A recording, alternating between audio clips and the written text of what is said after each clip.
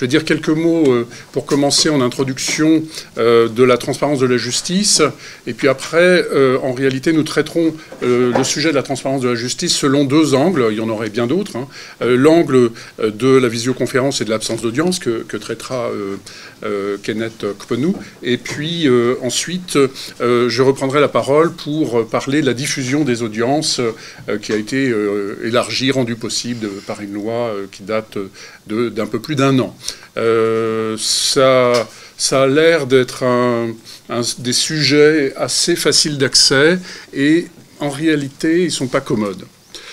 Déjà, la notion de transparence. Évidemment, personne ne veut d'une justice opaque. C'est une évidence. Mais le principe de transparence, il n'est pas immémorial. Il date de quelques années. Il est probablement, d'après ce qu'on peut savoir, une traduction en français d'un principe de common law d'open justice, et qui est passé par le Québec, par la justice ouverte, et qui voulait simplement dire, dans un système accusatoire, qu'on a accès aux documents, chaque partie a accès aux documents, et il y a un principe de publicité des débats. Donc c'est plus large que la publicité des débats. Voilà le principe qu'on a récupéré il y a une trentaine d'années à peu près, et qui a vraiment, qui s'est répandu en Amérique du Sud, un peu dans tous les pays du monde, et qui en vient à signifier beaucoup de choses. L'accès aux statistiques, aux décisions judiciaires, l'open data, à la motivation, au budget, au mode de désignation des magistrats, et éventuellement à la visioconférence et à la diffusion des audiences. Il s'agit donc d'un principe de bonne administration de la justice, plus qu'un principe de procès équitable, mais avec des aspects procéduraux, puisqu'il est très très proche du principe de publicité. L'étymologie de transparent est moins abstraite qu'il n'y paraît. Ça veut bien dire voir à travers sans rien cacher, mais le terme latin parere signifie tout simplement se préparer et a même une racine qui veut dire enfanter. Ce qui veut dire que le terme transparent signifie se préparer à quelque chose, et peut-être dans notre système d'aujourd'hui, à se préparer à rendre des comptes pour les juges. Le thème de la transparence a aussi émergé avec la corruption, la question de la corruption, le besoin d'accès et la numérisation de la justice. Parce que la numérisation de la justice peut accentuer la transparence. Pourtant, il y a des filtres. Et qui dit transparence, en réalité, dit souvent opacité. Il y a des filtres, ce sont les écrans pour la visioconférence, pour la diffusion des audiences, ce sont les algorithmes pour l'open data, c'est pas neutre les algorithmes, ce sont des critères objectifs pour la désignation des juges, des affaires, et ce sont les indicateurs et les statistiques pour la détermination des budgets. Tout ça, c'est pas neutre, c'est des filtres à travers lesquels on devrait voir parfaitement les choses, et on ne les voit pas si parfaitement que ça. Il y a donc un développement du thème du principe de la transparence de la justice, conjoint avec les nouvelles technologies et la communication judiciaire, avec une part d'occultation, on le voit d'ailleurs avec l'anonymisation des décisions dans l'open data. On ne peut pas tout montrer. Et puis, il faut se souvenir que l'allégorie de la justice, c'est les yeux bandés. Et donc, il y a là quelque chose de curieux d'avoir un principe de transparence de la justice alors qu'elle-même ne voit pas. Voilà quelque chose de curieux. En synthèse, le principe de transparence qui semble une évidence n'est pas récent, n'est pas très ancien, il date d'une trentaine d'années, et il vient probablement de common law avec un principe de justice ouverte qui est passé par le Québec, et qui est à la fois un principe d'administration judiciaire, connaissance des statistiques, et un principe procédural lié au principe de publicité. C'est un principe qui paraît évident, et en même temps qui est donc pas si ancien. Là, CEDH en fait une justification du principe de publicité en disant « par la transparence, la publicité confère à l'administration de la justice la possibilité de contribuer au procès équitable ». Et puis on a aussi une résolution sur la transparence et l'accès à la justice au niveau du Conseil de l'Europe qui décrit ce qu'est un système de justice ouvert et transparent. On a souvent les deux thèmes en même temps, ouvert et transparent. Mais en même temps, c'est un concept paradoxal, puisqu'il peut avoir un revers négatif, et notamment par son angélisme. On le voit notamment avec le palais de justice de Bordeaux, qui était reproduit sur l'affiche pour aujourd'hui, qui est un palais de justice qui se voulait transparent. Et puis un jour, il y a un juge d'instruction qui lui-même est poursuivi dans une affaire.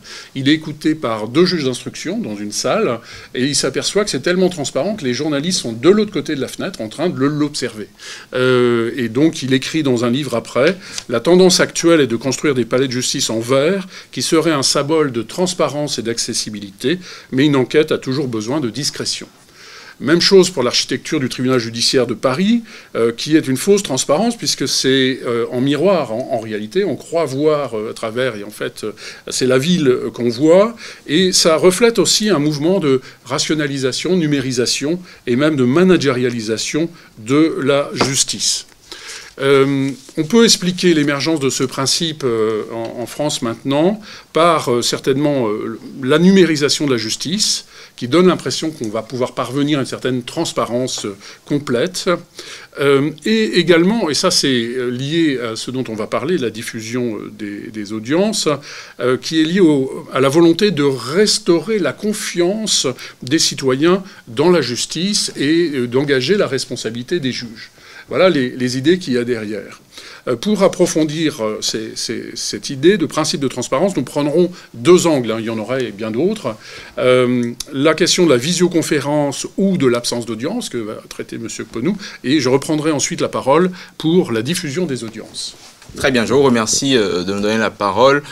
Mes propos vont dans la continuité de ce que le professeur Emmanuel Joland vient d'évoquer, avec 2 exemples concrets.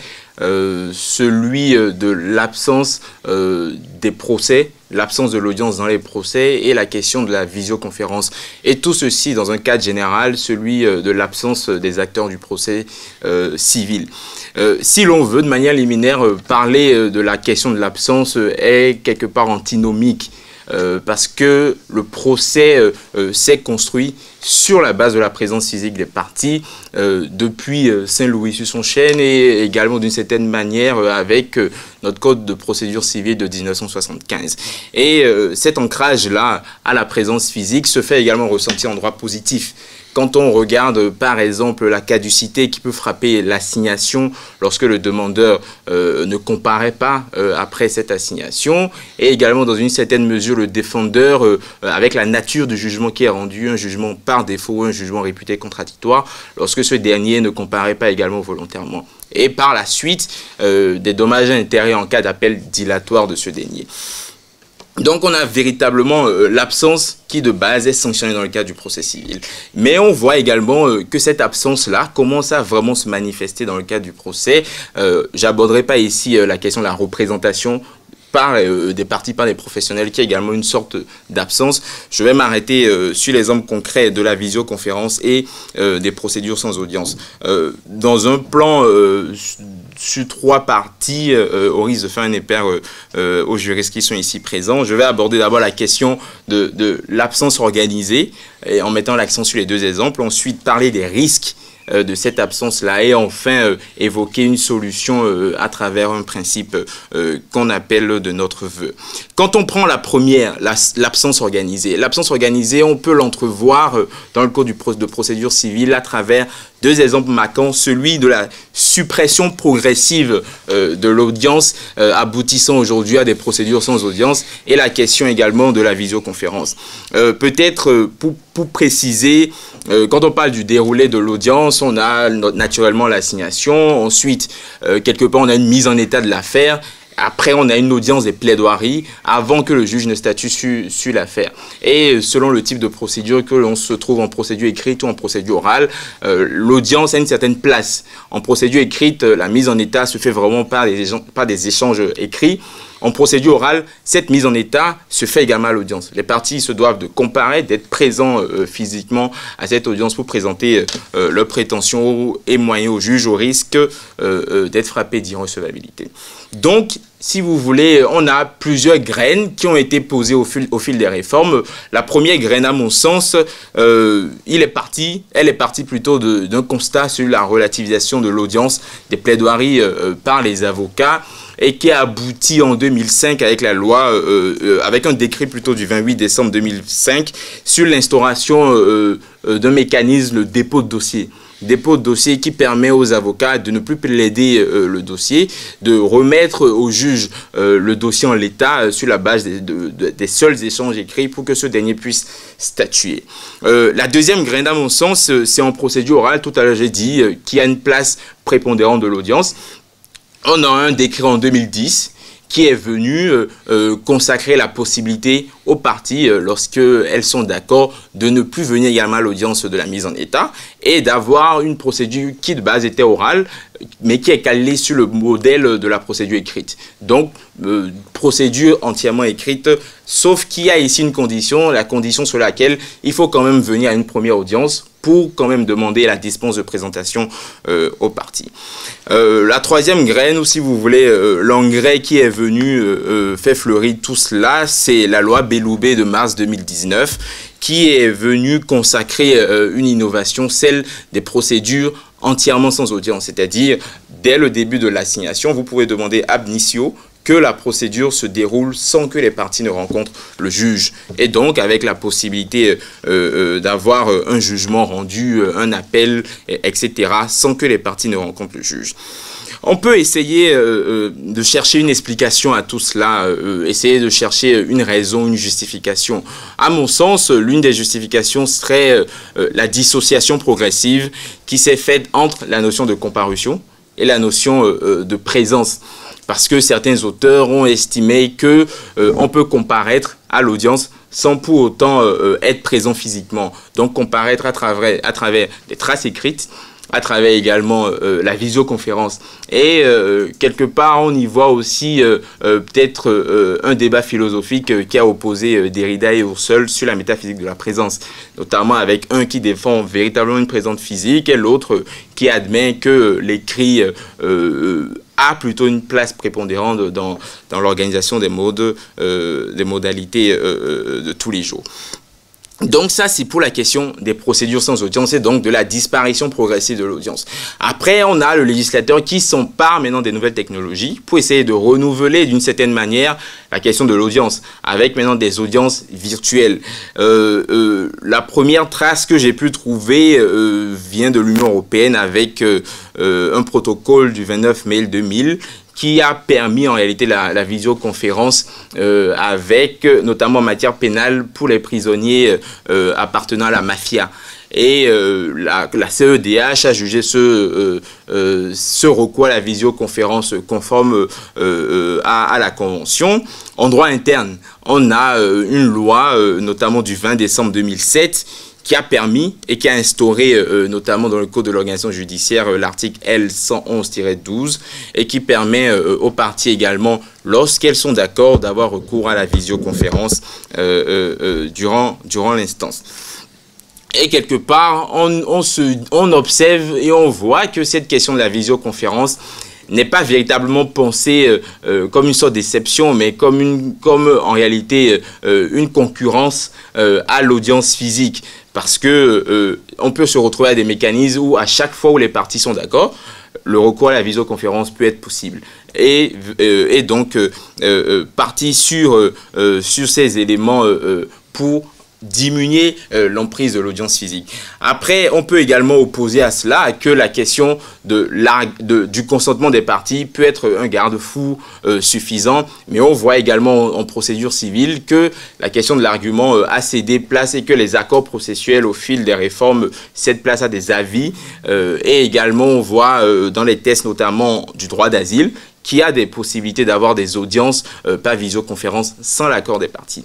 Et cette fragilité, je dirais, de l'accord des parties, notamment pour avoir recours à ces mécanismes, que ce soit la visioconférence ou que ce soit les procédures sans audience, a montré également ses faiblesses lorsque on a été frappé par la crise covidienne, où on a eu le gouvernement qui a consacré des ordonnances du 25 mars et de novembre 2020 et qui permettent aux juges et aux parties d'avoir des visioconférences, des procédures sans audience, sans que pour autant l'accord des parties soit exigé.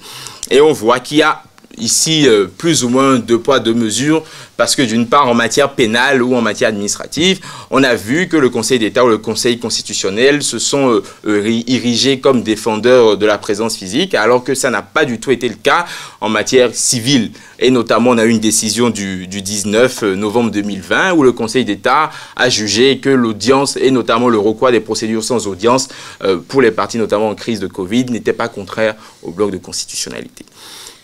Donc voilà, on a cette architecture-là qui nous permet de constater véritablement la manifestation de l'audience, de l'absence plutôt dans le cadre du procès civil. Absence forcément qui porte des risques. Le premier risque auquel on peut penser, c'est le risque de la déshumanisation de la justice. L'autre risque, c'est qu'on nous a promis, notamment avec la visioconférence, une sorte d'équivalence fonctionnelle. Équivalence fonctionnelle qu'on ne retrouve pas et qui en réalité est un mirage. Ici, je peux prendre à témoin mes camarades doctorants avec les cours que nous avons eus en visioconférence. On voit que cette question de visioconférence n'est pas évidente. Elle ne peut jamais remplacer la présence physique des parties. On a les neurosciences également qui interviennent sur la question et qui estiment qu'avoir un écran, notamment avoir des audiences par visioconférence, peut être source d'extrême fatigue. Et dans ce cas, est-ce qu'un juge fatigué peut naturellement juger ou exercer sa fonction de juger? La question mérite d'être posée. Ensuite, mirage également de l'équivalence fonctionnelle quand on pense au rite judiciaire, quand on pense à la place justement du rite judiciaire, de l'organisation judiciaire, quand on a devant un écran que ce soit le juge, les parties, les avocats, le greffier sur le même écran, tout le monde sur le même pied d'égalité, est-ce que ça retransmet en réalité l'architecture, l'organisation réelle de l'audience avec un juge qui a une certaine place, le greffier également qui a une certaine place, le ministère public avec une certaine place. Et à mon sens, cet effacement-là du rite et de l'organisation judiciaire ne semble pas rendre compte du réel spectacle judiciaire qui doit se jouer. Et dans ce sens, il y a un adage anglais qui dit « Justice must not only be done, but also be seen to be done ». Techniquement, si on doit traduire littéralement, c'est que la justice ne doit pas seulement être rendue, elle doit paraître également dans la manière dont elle est rendue. Donc, essentiellement l'ancrage physique. Autre élément ou autre risque, c'est le risque également démocratique qui peut suivre avec l'usage abusif ou effréné de ces modalités. Rien ne rassure que la confiance des justiciables sera renforcée par l'usage non contrôlé de ces modalités. L'autre risque également, c'est celui des principes directeurs du procès. Le professeur Jolin a parlé tout à l'heure du principe de publicité. Rien ne rassure qu'une visioconférence ou une audience par téléphone, notamment comme on a pu le voir avec le Covid, respecte ce principe de présence. A fortiori, le principe du contradictoire qui veut qu'il faut que le juge ne rende pas sa décision sans avoir entendu ni avoir appelé les parties. Est-ce qu'une visioconférence ou une procédure sans audience respecte cette exigence? Je pense quand même que quand on dit que le juge doit entendre et appeler les parties, c'est également dans une dynamique de voir également les parties, de les voir physiquement de préférence. Donc voilà un peu ce qu'on peut dire sur les risques. Et la question justement s'est posée de savoir comment on fait pour encadrer cette question. Il y a des avocats qui, notamment face au risque de disparition de l'audience des plaidoiries, ont proposé un droit de plaidoirie. Ce qui est drôle, ils étaient quand même, tout à l'heure quand j'ai essayé de retracer un peu l'historique de cette suppression, ils étaient ceux qui ne plaidaient plus et donc aujourd'hui ils se retrouvent à défendre la plaidoirie.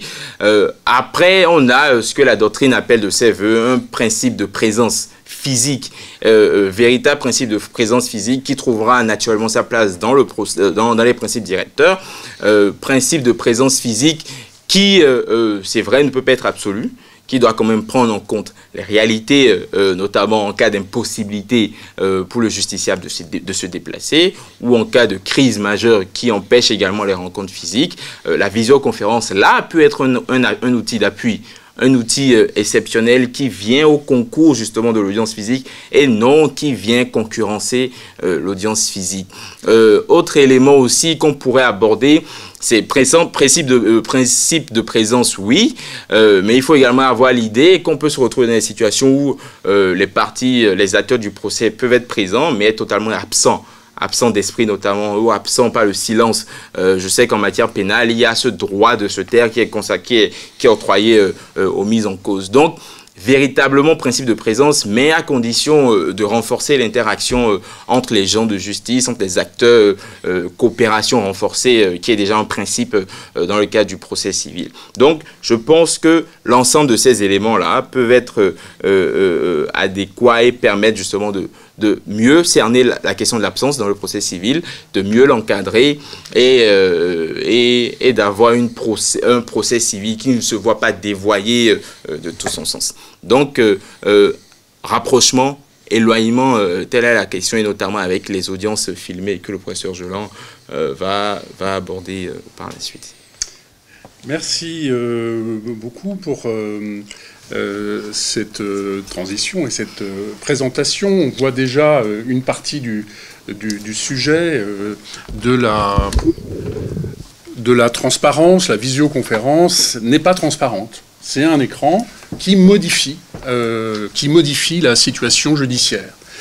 Et se pose maintenant la question de la diffusion des audiences.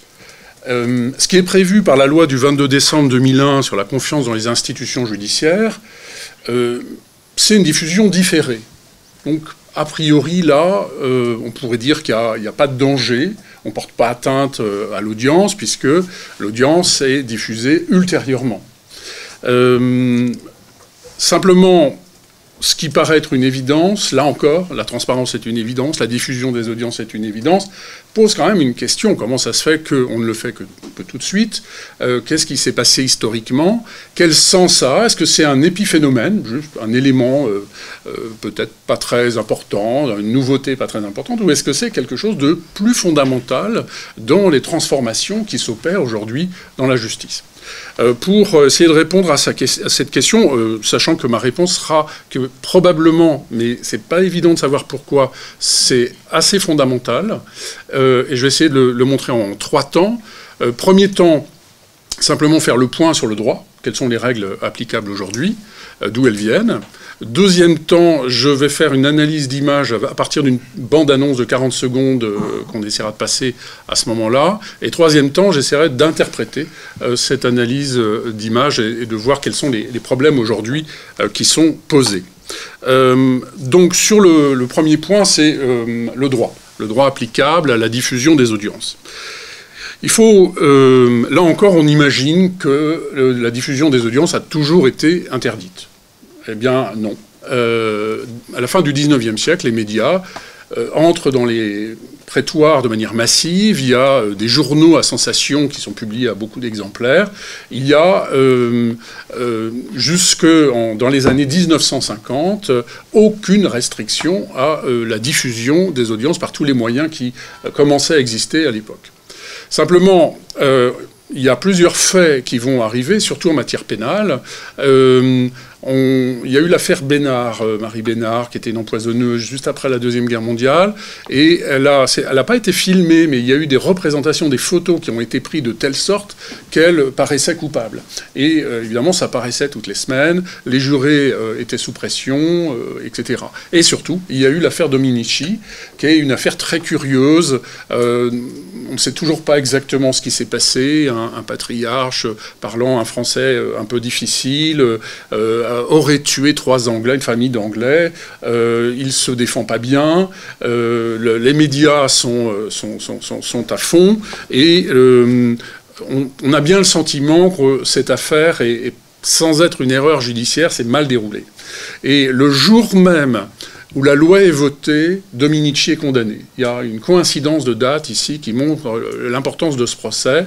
Les grands procès ont des effets procéduraux. Et là, ça a été l'interdit de la diffusion des audiences. Il y a eu trop de pression médiatique sur les jurés, sur tout le monde. Quelques années plus tard, on va revenir, on va un tout petit peu édulcorer cet interdit, qui est un interdit radical, hein, pas de diffusion des audiences. Vous vous souvenez, c'est toujours le cas d'ailleurs, on admet les dessinateurs simplement dans les salles d'audience.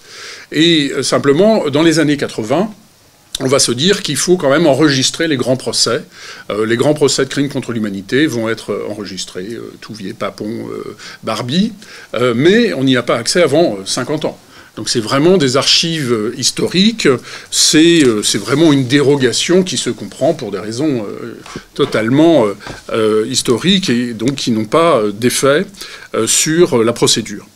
La loi du 22 décembre 2021 se présente aussi comme une dérogation, avec une réglementation qui ressemble à celle des procès historiques. C'est en différé que donc on va pouvoir faire cette diffusion. Il faut qu'il ne soit pas porté atteinte à la sécurité, au respect de la vie privée, au respect de la présomption d'innocence. Là, on est vraiment plutôt sur le terrain du pénal à nouveau. Et il faut que ça réponde à des objectifs d'ordre public, pédagogique, culturel, etc.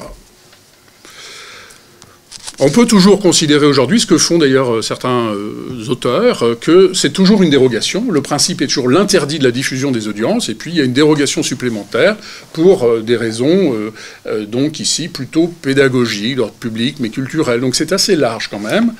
Alors, le décret du 31 mars 2022 va apporter une procédure. Donc, il faut que la télévision qui veut diffuser une audience fasse un dossier auprès du premier président de la Cour d'appel qui, lui-même, va vérifier que ça remplit les conditions, qu'il n'y ait pas de risque de trouble à l'ordre public, que ce soit éventuellement dans un intérêt pédagogique, culturel. Il y a un recours devant la Cour de cassation si jamais il y a un refus du premier président. Et puis, on a eu, après cela, des applications de cette loi. Donc immédiatement, c'est plutôt le service public de la télévision, FR3, qui a lancé une série qui s'appelle Justice en France. Peut-être que certains d'entre vous l'avaient vu. Et il faut, je pense, regarder un petit peu plus ce que fait Justice en France pour commencer à réfléchir à ce que veut dire la diffusion des audiences. Alors, si ça vous est possible de lancer le petit film, c'est 40 secondes, c'est la bande-annonce.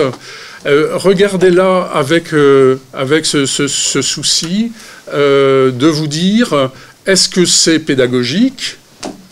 Est-ce que ça va plus loin? Quels sont les problèmes que peut poser? Et puis, nous ferons un arrêt sur image juste à la 28e seconde pour que je puisse poser une question.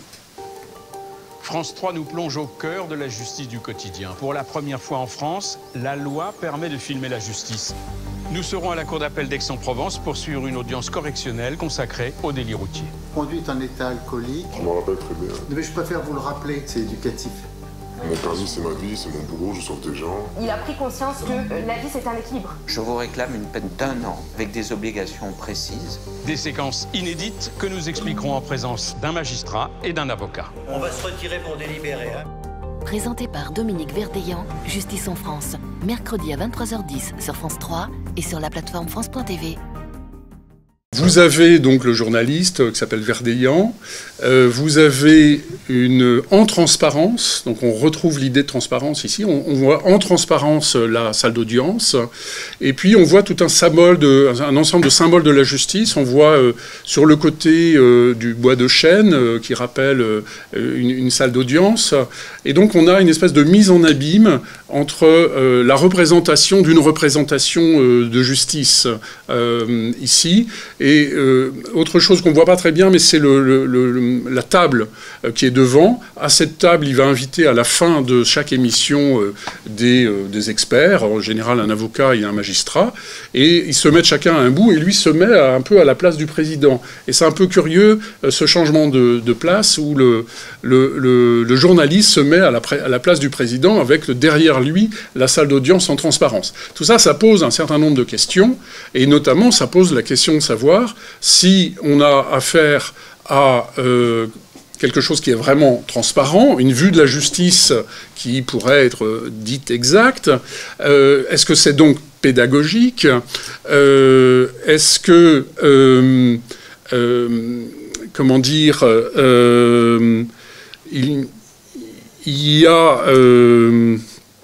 un vrai reflet de la justice qui soit d'ordre public et qui permette de renouer le lien de confiance, puisque c'était ça le but de la loi, et c'est le cœur de cette loi d'ailleurs, la loi sur la confiance dans l'institution judiciaire. Je vais rajouter 2-3 éléments d'analyse, et puis après, il s'agira d'essayer d'interpréter. Tout d'abord, il y a eu un appel qui a été lancé à tout un ensemble d'avocats en leur demandant s'ils voulaient bien participer à cette émission. Et là, on leur a donné la liste des épisodes qui étaient prévus. Il devait y avoir un épisode par mois. J'ai l'impression que ce rythme est un peu plus lent. On en est au 3e, à ma connaissance. Là, j'ai visionné le 3e. Et la liste des sujets, c'est d'abord 2 sujets de droit pénal, donc c'est vraiment porté sur le pénal au début, et puis après on a droit de l'environnement, droit de l'enfant, droit rural, on a de surendettement, les tutelles, donc c'est plutôt une série de sujets, droit de la santé, etc. Donc c'est un découpage du droit qui est très inhabituel pour nous. Il n'y a pas de droit civil. Et même les audiences de droit civil dont vous parliez sont pas ici présentées véritablement. Ensuite, l'épisode 1 concerne les délits routiers, l'épisode 2, le juge aux affaires familiales, et le 3, la cour d'assises, où là va se poser, dans l'épisode 3, je vais surtout parler de celui-là, la question de la vérité. La question de la vérité qui apparaît donc dans cette diffusion. Est-ce qu'il s'agissait de 2 personnes qui en avaient tué un de manière gratuite? Et la question était de savoir si l'élément intentionnel était bien réuni, tous les autres éléments étaient présents, et eux prétendent qu'ils n'ont pas voulu tuer, donc c'était involontaire, et par contre on leur dit oui, mais si vous tapez dans la tête avec vos pieds, il est évident que vous les tuez. Donc ça tourne autour de ce problème de vérité. Il y a le ministère public qui dit dès lors que vous tapez dans la tête, ça prouve l'intention de tuer. Les autres disent oui, on a peut-être tapé dans la tête, on n'est plus sûr, etc. Donc il y a une question de vérité qui était au cœur de cet épisode. Il y a aussi beaucoup, on ne le voit pas tellement dans la bande-annonce, mais il y a aussi beaucoup de bips, parce qu'il faut anonymiser tout. Beaucoup de bips pour interdire qu'on entende les dates, les noms, etc. Et puis il y a beaucoup de floutage. Mais du floutage, on l'a vu rapidement dans la bande-annonce, qui n'empêche pas que la caméra fasse des gros plans sur les mains. Sur une chose qui est assez incongrue d'ailleurs dans l'épisode 3, qui m'a étonné, c'est presque un gros plan au niveau du cou d'un des 2 accusés, avec un gilet et le crocodile, donc d'une marque que je ne citerai pas, qui est très en apparence. Pourquoi montrer ça? Qu'est-ce que ça peut vouloir dire? On est assez surpris. Et puis après, c'est un montage. En 45 minutes, dans l'épisode 3, ils montrent 3 jours d'une audience de cour d'assises. Et en 45 minutes, donc, ils mettent premier jour d'audience, 2e jour, 3e jour. Ils vont couper les plaidoiries de manière énorme. Donc il va rester que 2 minutes de plaidoirie à chaque fois. Et le tout peut paraître assez réussi du point de vue émotionnel. Il y a même un moment où la présidente se fâche, elle demande à un membre du public de sortir. Donc, du point de vue émotionnel, il se passe quelque chose. Et puis, on peut s'interroger sur la partie pédagogique. Alors, sur la partie pédagogique, ils font quand même le boulot. Hein. Ils invitent un juge et un avocat qui vont venir expliquer comment on a récusé un certain nombre de jurés, tout d'abord, et puis ils vont expliquer le rôle du ministère public. Simplement, ils ne peuvent pas tout expliquer. Et ils n'expliquent pas, par exemple, ce qui tourne autour de l'intention de tuer. Et ça, c'est assez surprenant quand même. C'est que le nœud du problème n'est pas exposé. Donc, il y a bien une scénarisation. Ça, c'est clair. Dès lors qu'il y a un montage et qu'il y a en 45 minutes une cour d'assises de 3 jours, il y a un problème de temporalité ici. Beaucoup de choses tournent autour de l'absence d'émotion d'un accusé. Donc, c'est assez surprenant de voir les avocats qui défendent normalement les accusés se retourner contre les accusés, en tout cas contre l'un, probablement pour aider le deuxième accusé qui risque peut-être d'avoir un peu moins d'années de prison. Mais c'est quand même assez surprenant que dès le départ, on peut le dire comme ça, tout le monde sait qu'ils vont être condamnés et que, en tout cas, l'un est à fait monstrueux, il ne peut pas parler de lui, il n'a pas d'émotion, les experts le traitent de psychopathe, etc. Mais tout ça sans visage. Ça, c'est quand même surprenant. On n'a que le visage de la présidente. Tous les jurés sont floutés. Oh, ils sont tellement floutés qu'on les oublie. Et donc, en fait, c'est jugé par 3 juges professionnels, dont surtout une présidente qui ne laisse jamais la parole. Il y a donc une vision ici de la cour d'assises qui est disons, choisie, sélectionnée. Il y a bien une scénarisation. Alors, qu'est-ce qu'on peut faire de ça? Il me semble aussi, sauf erreur, qu'il y a... je veux dire, il n'y a pas d'erreur dans la mesure où il n'y a aucune règle qui prévoit les modes de prise de vue. Alors que devant le tribunal pénal international de Yougoslavie, il a été prévu un protocole assez précis avec 6 caméras en plan fixe, quelqu'un qui est aux manettes, qui va pouvoir choisir les images, mais il ne doit jamais faire de gros plans pour laisser penser que peut-être il est coupable, etc. Donc il y a un vrai protocole. Là, il n'y a pas de protocole. Et il y a donc une écriture de celui qui filme, et ensuite dans le montage. Alors comment peut-on interpréter ça? C'est mon dernier temps. Et qu'est-ce qu'on peut faire de tout ça? Il ne s'agit pas d'être contre la diffusion des audiences, hein, vous l'avez compris, la diffusion des audiences du tribunal pénal pour l'ex-Yougoslavie, et d'ailleurs dans toute la justice internationale c'est imposé, pour de nombreuses raisons, et sert de locomotive en ce domaine. Il ne s'agit pas d'être contre la diffusion, mais qu'est-ce qu'on veut faire exactement? À quoi on touche? Est-ce qu'on peut améliorer? Qu'est-ce qui est en jeu? Eh bien, c'est difficile de faire la synthèse, donc j'ai regroupé un peu différentes idées autour de 5 points. 5 points, et puis... sans doute il y a des relations entre ces 5 points, mais c'est vraiment assez compliqué finalement de penser, on a du mal, nous juristes, à penser les images, et ici, encore plus, ça nous concerne notre travail, mais en même temps avec des outils qu'on n'a pas forcément, qui sont des outils qui concernent donc le spectacle et les images. Ce qui m'apparaît, première idée, c'est que c'est quand même une entreprise de communication. Ça, on ne peut pas le nier, c'est d'ailleurs derrière pédagogie qu'il y a l'idée de communiquer. Il y a l'idée de bien présenter la justice. Il n'y a pas, on ne montre pas les couloirs avec de la peinture décrépite, comme ça existe dans beaucoup d'endroits, on ne montre pas les comparutions immédiates, enfin, les choix qui sont faits, c'est des grands... évidemment des grandes audiences ou des choses du quotidien, mais c'est plutôt des endroits où ça fonctionne bien. Donc il y a, je ne dirais pas que c'est de la propagande, mais c'est de la communication, en tout cas, qui est faite. Et on peut comprendre pourquoi aujourd'hui on a besoin d'autoriser à nouveau la diffusion des audiences, parce qu'il y a un problème culturel avec le monde plus de common law, surtout américain, qui filme des procès en direct, et qui nous arrive jusqu'à nous. Hein, il suffit de penser à l'affaire de l'accident de ski d'une actrice il y a 2 ou 3 mois, pas le trop, pour bien voir que c'est devenu un spectacle. C'est vraiment devenu un spectacle là-bas, et pour montrer aux Français que non, on ne dit pas votre honneur au président de cour d'assises, il faut quand même montrer ce qu'est la justice en France. Donc il y a aussi une réaction culturelle qui peut se comprendre. Plus largement d'ailleurs, dans un monde de l'image, si les audiences ne sont pas diffusées, elles deviennent invisibles, et la justice devient invisible. Donc c'est une histoire de marketing aussi, ici, qui est en jeu. Donc l'aspect pédagogique, même à ce stade, me paraît quand même un peu restreint.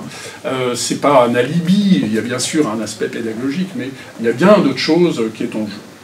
Deuxième idée, alors la plus juridique et qui me laisse un peu perplexe, c'est qu'il y a une chose étonnante dans cette loi, c'est qu'elle permet la diffusion d'audiences qui normalement ne sont pas publiques.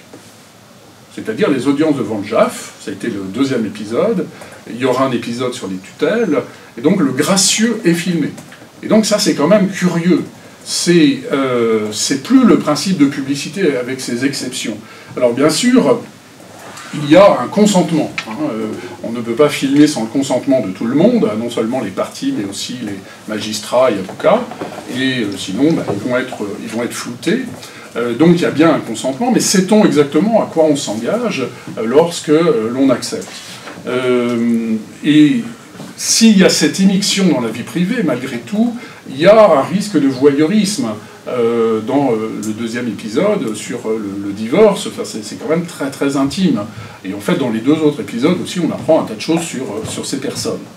Et donc, il y a là quelque chose d'assez surprenant, et je ne peux faire que des hypothèses. Il y a certainement des personnes qui vont regarder ces épisodes comme de la télé-réalité. Avec l'affaire Dominici, c'était le début de la télé, on a eu très peur, on a tout interdit. Là, on assiste à un peu la fin de la télé, puisqu'on n'est plus beaucoup devant son poste, on regarde quand on a le temps, etc. On regarde plus d'images encore qu'avant. Donc c'est un nouveau système. Et dans ce nouveau système, il y a beaucoup de concurrence entre les images. Et ce qui est propre à la télé, c'est la télé-réalité. Ce qu'a créé la télé, ça paraît pourtant très populaire et peu culturel, mais c'est sa création. Le reste, c'est du théâtre filmé, c'est des variétés filmées, c'est des journaux filmés.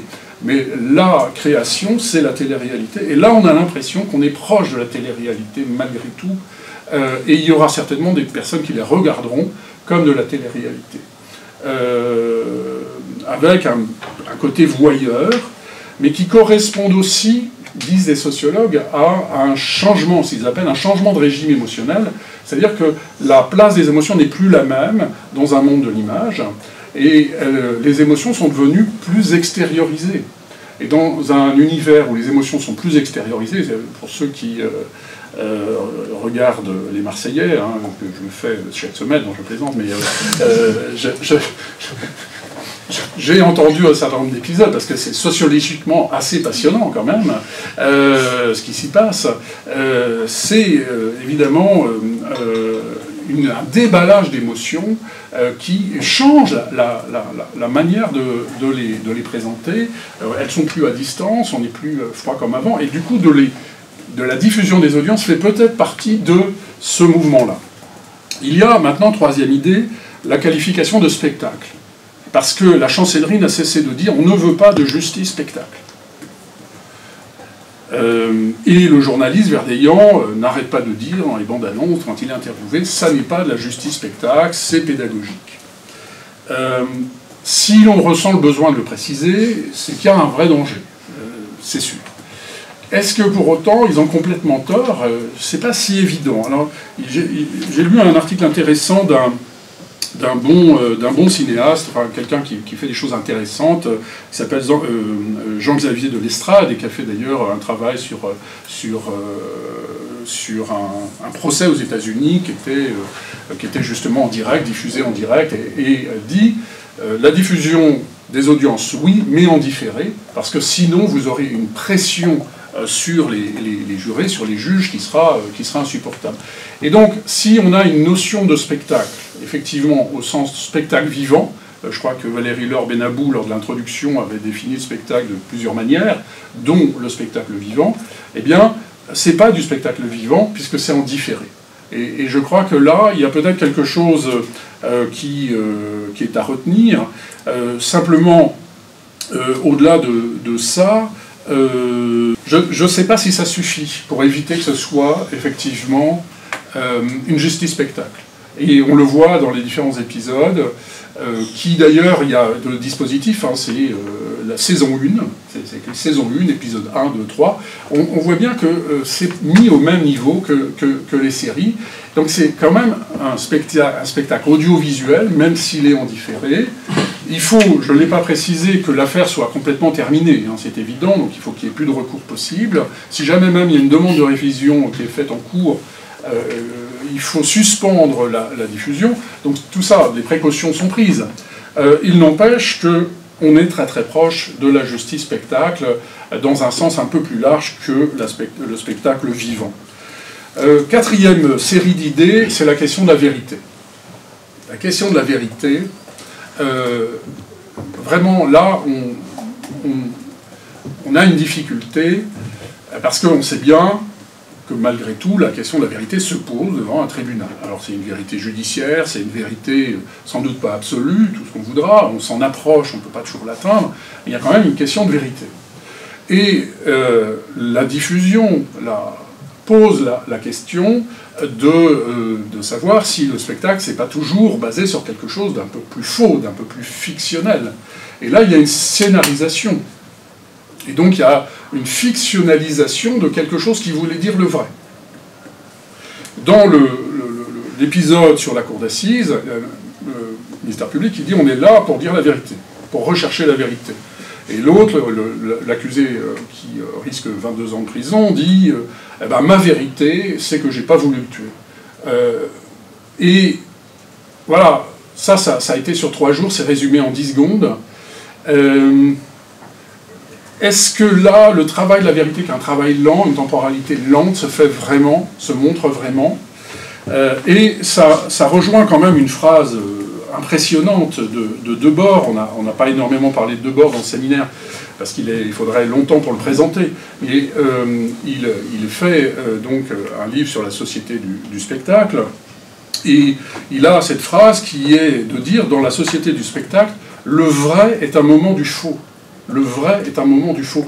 Même s'il y a du vrai à certains moments dans le spectacle, c'est juste un moment d'un ensemble de choses qui est faux, qui déréalise. Et donc on va avoir quelque chose de très curieux qui est, on filme une audience où on cherche le vrai avec des gens qui mentent, à toutes les audiences on les voit mentir, mais on voit qu'ils mentent, donc ça c'est vrai qu'ils mentent, si on peut dire, et en même temps il y a toute la scénarisation, la fictionnalisation qui crée du faux. Et là, je trouve que sur notre rapport à la vérité, il y a quelque chose de complexe, en tout cas, qui se produit. Et puis, je terminerai avec quelques idées sur la notion de lien de confiance. Alors, il y a eu 500 000 téléspectateurs à la première épisode de Justice en France, ce qui n'est pas énorme, semble-t-il, mais enfin, c'était plutôt en fin de soirée. Et le ministère s'est tout à fait félicité en disant la loi confiance, il l'appelle comme ça, hein, la loi confiance l'a permis, la justice fait son entrée dans le salon des Français. Mieux la connaître, c'est aussi mieux la comprendre. Renouer le lien de confiance passe aussi par là. Donc bien sûr, c'est un discours, mais qu'est-ce qu'on fait de ce discours? Comment on l'analyse? Il y a une étude en Hollande où on diffuse déjà les audiences, et il apparaît que ceux qui connaissent la justice ne regardent pas. Donc les avocats, les magistrats, les doctorants en droit ne regardent pas Justice en France, peut-être certains d'entre vous le regardez, mais ceux qui connaissent le droit ne sont pas attirés spécialement, et donc ça ne va pas forcément renforcer leur confiance dans la justice qu'ils connaissent par ailleurs. Ceux qui ne la connaissent pas vont alors voir des personnes en chair et en os. Dans le premier épisode, il y a un juge qui a affalé un peu tout le temps, etc. Et là, on n'a pas une vision de la justice qui, pour les gens qui ne sont jamais allés, qui est forcément excellente, et elle ne conduit pas forcément à augmenter la confiance. Et selon cette étude hollandaise, c'est vraiment une frange de la population, connaissant un peu la justice, mais pas beaucoup, s'intéressant à ce genre de choses, qui va regarder. Donc c'est une petite frange qui peut-être va un peu mieux connaître la justice. Donc vous voyez, cette histoire de lien de confiance renforcé n'est pas du tout évidente. Alors il y a bien d'autres documentaires et bien d'autres choses qui sont faites autour du film de la justice. Il y a derrière la confiance la question du rituel judiciaire. On a confiance dans la justice aussi parce qu'il y a un rituel judiciaire, mais le rituel judiciaire, on ne le voit pas dans le film, à part la robe rouge de la présidente. le rituel, on passe complètement au travers. Du coup, on peut s'interroger sur ce que c'est ce lien de confiance. C'est pas un lien de droit, c'est l'idée que l'image de la justice va être renforcée, mais c'est extrêmement vague, alors que les individus, ça c'est du Debord, hein, vont s'identifier dans des personnages ou projeter des zones d'ombre dans des personnages qui sont à l'audience, et donc il se passe beaucoup de choses là qui n'ont rien à voir avec la confiance dans la justice. Voilà un certain nombre de réflexions qu'on peut avoir. C'est plutôt assez ouvert, sachant que Debord a beaucoup critiqué la société du spectacle. On voit que la justice aujourd'hui rentre dans le monde du spectacle avec ce type de diffusion. Elle rentre dans le monde du spectacle pour des raisons de communication, de marketing, alors que par ailleurs son fonctionnement interne, qu'on ne va jamais voir dans la diffusion des audiences évidemment, son fonctionnement interne c'est lui-même managérialisé, c'est lui-même numérisé, et donc là, on a tous les éléments pour dire qu'on a véritablement affaire à une entreprise et que la justice est devenue un produit.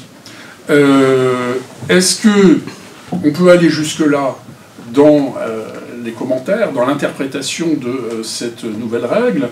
Il me semble qu'à tout le moins, cette diffusion des audiences n'est pas un épiphénomène, c'est quelque chose d'important, il faudra le suivre, il faut essayer de comprendre petit à petit ce qui est en jeu. Il faut éventuellement essayer de le corriger, il y aura peut-être de la jurisprudence.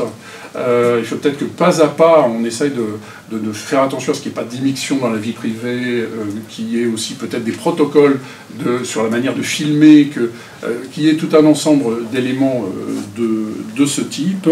Et c'est pas parce que ici la justice rentrerait dans le monde du spectacle que pour autant le monde du spectacle est quelque chose de négatif. Il y a des aspects négatifs dans le monde du spectacle, comme l'avait montré Debord, mais il y a d'autres auteurs qui ont critiqué Debord, notamment Rancière, qui vient dire que, dans un ouvrage notamment qui s'appelle « Le spectateur émancipé », qu'on peut regarder Justice en France avec un regard émancipé. C'est ce qu'on a fait tout à l'heure en regardant la bande-annonce. On a bien vu que c'était un travail de teasing, un travail comment dire, de scénarisation, de fictionnalisation, etc. Et donc, quand on est juriste, on peut avoir une distance et trouver un intérêt dans ce genre de choses. Voilà les différentes questions que ça pose, que pose la visioconférence d'un côté, que pose la diffusion des audiences de l'autre. Merci beaucoup pour votre attention sur ces sujets difficiles.